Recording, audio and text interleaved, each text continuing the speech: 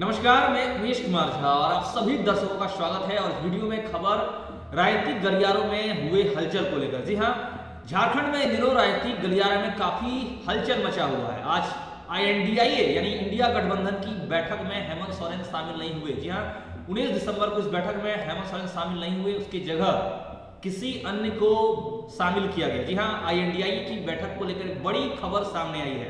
मंगलवार 19 दिसंबर को INDIA की बैठक में मुख्यमंत्री हेमंत सोरेन शामिल नहीं हुए। उनके स्थान पर बैठक में झारखंड मुक्ति मोर्चा के राजमहल के सांसद विजय हांसदा, राज्यसभा सदस्य महुआ माझी और झारखंड मुक्ति मोर्चा महासचिव सुप्रियो भट्टाचार्य बैठक में शामिल हुए।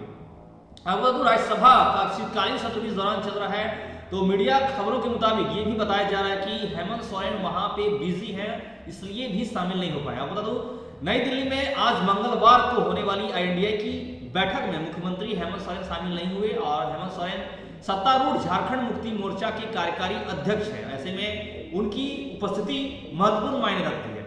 वे INDIA की शीर्षस्थ नीति निर्धारक समिति के भी सदस्य हैं। इससे पहले बता दो, 5 राज्यों में हुए विधानसभा चुनाव परिणाम के तत्काल बाद बुलाई गई बैठक में भी उनके जाने की कार्यक्रम निर्धारित नहीं हो पाया था। यानी कि पहले की भी 5 राज्यों में जो हुई थी विधानसभा चुनाव के परिणाम के बाद जो बैठक हुई थी, उसमें भी मुख्यमंत्री हेमंत सोरेन शामिल नहीं हो पाए थे। हालांकि वो बैठक अंतिम समय में टल गई थी और हेमंत सोरेन की बैठक में नहीं जाने की वजह राजनीतिक कार्यक्रमों में उनकी व्यस्तता मीडिया रिपोर्ट्स के मुताबिक बताई गई है।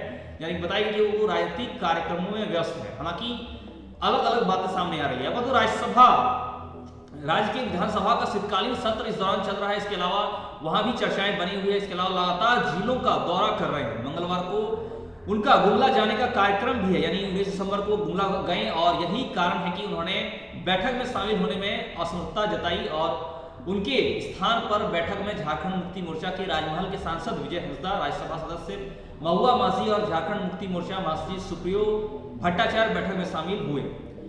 इस बैठक को लेकर कई राजनीतिक बातें होने की थी, कई रणनीति बनाने के लिए बैठक रखी गई है इस इंडिया गठबंधन में, जिसके मुख्यमंत्री हेमंत सोरेन एक मुख्य हिस्सा है। अब इस बैठक में आगामी लोकसभा चुनाव में सीट बंटवारे के फॉर्मूले पर चर्चा हुई और उसी की उम्मीद भी बताई जा रही थी। वहीं लोकसभा चुनाव में झारखंड मुक्ति मोर्चा की दावेदारी 8 सीटों पर है और झारखंड मुक्ति मोर्चा ने सहयोगी दल कांग्रेस पार्टी पर इसके लिए दबाव बनाया है। मोर्चा के पुराने फॉर्मूले को नकारते हुए कहा कि नए सिरे से सीट बंटवारे पर निर्णय लिया जाएगा।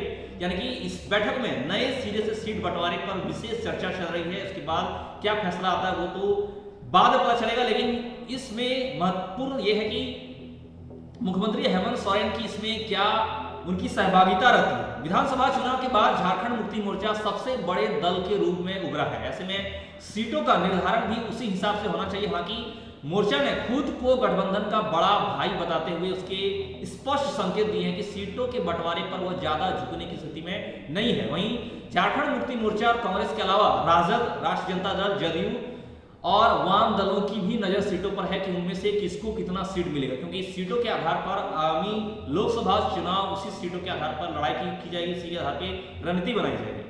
आज इस वीडियो में फिलहाल इतना ही। आगे आपसे फिर मिलेंगे कुछ नई और अच्छी खबरों के साथ। हमारे साथ अंत तक बने धन्यवाद। जय हिंद, जय भारत।